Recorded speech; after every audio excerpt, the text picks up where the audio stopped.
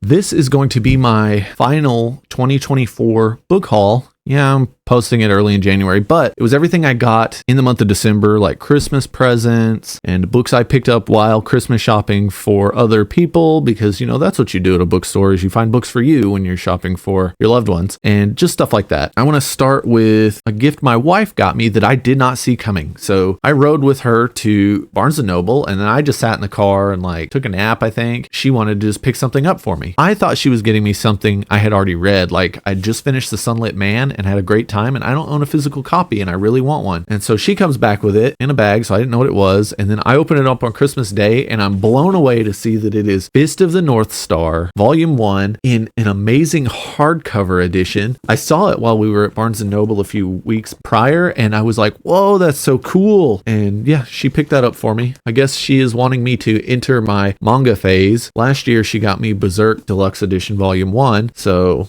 I know what I'm doing in January. I'm gonna read some manga. It's been a while. I've really missed it. I enjoy it greatly along with other comics, so maybe I'll do a review of manga and comics in January because I got a few other things I plan on reading with that. Yeah, Fist of the North Star. So good. I love it. I love the anime. I love the manga. I cannot wait to dive into it. Another thing that my wife picked up, she said she was going to throw up because she was so excited when she found it. It's not in the best shape and she apologized for that. And I'm like, what are you talking about? This is a first edition, first printing of John D. MacDonald's book Condominium. And it is very ragged, but the binding is in really good shape. And the book was originally from a library in Vermont, the Dorset Village Public Library. In the back, it's got the last time it was checked out, which was 1991, and then I guess it got sold off and somehow wound up in Texas at an antique mall. She picked it up for $3, and I don't care that it's in rough shape. It has been loved and read by a lot of people, and it's going to be loved and read by me when I read it again, and it's just wonderful. It's so cool to have a copy of this. We are halfway done collecting every John D. MacDonald book ever written. She loves his writing as much as I do, and it has been so great to share a writer with her. We've done it before with Jim Butcher and the Dresden Files, and we read all of the Cosmere together, but this is just something different, and we've had so much fun with it. And speaking of fun with John D. MacDonald, here's another first edition, first printing I picked up. One More Sunday, and it was $6.50, and holy crap, very cool. I said this was a first edition, first printing. I lied. It is a book club edition, and it has a blurb from Kurt Vonnegut Jr. on the back, where he's talking to people from 1,000 years in the future, because of course Kurt Vonnegut would make a blurb that is nonsensical and insane and talking about King Tut. So, okay. But yeah, super happy to find this. I cannot find this in ebook, so I'm very happy that I got this. Another great one. When I read Wind and Truth, I did audio and ebook, but I had to pick up a physical copy. It was sold out at Target. You could get it a day or two early at Target if you just ordered it on the website to pick up in store, because they had them, but they weren't on the sales floor because of the release date. I guess they weren't paying attention, and so you could pick up the book early. And I tried that, but it sold out at my Target, and so I had to wait. And then I just saw it when I was in there a couple weeks ago, so I thought, well, I need a physical copy, so picked it up. Book good. Holding this up, this is heavy. I'm getting tired. While I was out shopping for gifts, when I picked up One More Sunday, I picked up these two Imaro books. This is book 3 and 4 in his series. I found out from Tim at Secret Fire Books that these are very rare. He said that the fourth one was only ever released through Lulu, which is a self-publishing platform. And so this is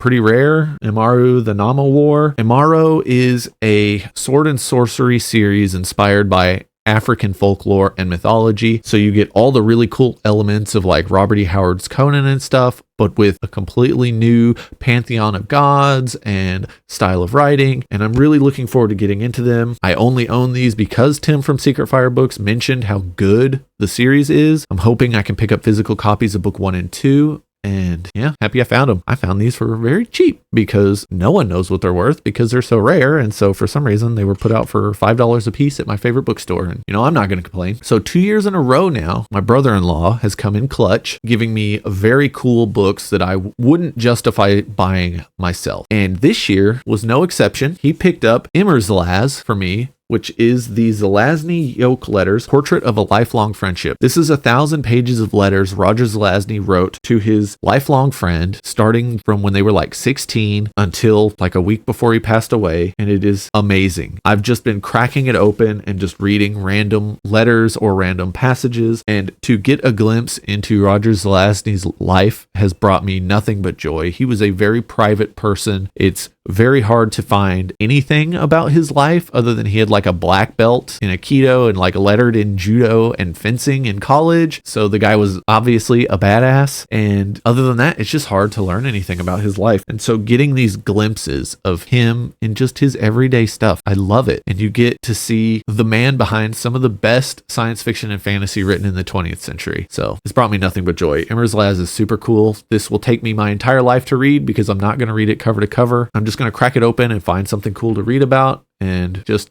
keep enjoying all that there is about Roger Zelazny. This last one I picked up, I probably won't be able to read for a very long time. I picked up this beautiful copy of Don Quixote de la Mancha from Miguel de Cervantes, and this one is in Spanish, printed in Spain, and it's just very cool, very classic looking. It's got like some warping to the book, kind of hard to see, but there's like a little curve to it, but I'm not complaining. It was $6. It is illustrated, and I'm only maybe 10 or 15% of the way through Don Quixote in English, but one of my lifelong goals that I hope I can reach is reading Don Quixote in Spanish. My Spanish is very bad, but I plan on improving it, and I'm hoping that at some point I can enjoy this book as it was originally written. And I couldn't say no to a copy like that. It's so beautiful. It's going to be put on a shelf next to my English translation of Don Quixote, and I'm just going to enjoy seeing it every day. I've really had a lot of fun with Don Quixote, what little I've read of it. I think the best scene so far was when Don Quixote got the brakes beat off him by a farmer, and he gets back to his house, and everyone's blaming his brain rot on all of the books he's read about knights and lords and ladies and all that. So the priest of the town decides to burn all his books while he's unconscious and then wall up his library and make it look like it was never there and convince everyone in Don Quixote's life to just gaslight him. So when he wakes up and he's like, "Where's my library?" And they're like, "You never had a library. What are you talking about? That's just a wall." And he's like, "No, that was the interest of my library." And they're like, "That was a wall. I don't know what you're talking about. You never even liked those kind of books." And it's like, what? I just love that 400 years ago, gaslighting your friends was a hobby. That's it for me. I didn't pick up much this month because, well, it was December. I was supposed to be shopping for other people, but some books you just can't say no to. And January is probably going to be a slow month for me getting books unless the local library sale is astounding. So don't expect a huge haul in January. I say that knowing very well that I will probably pick up a crazy amount of books and regret it. So look forward to that. Let me know in the comments if any of these books look interesting to you or if you've read them. Especially let me know if you're a Fist of the North Star enjoyer. I just absolutely adore that series. Thanks for watching. And with that, I'll see you next time.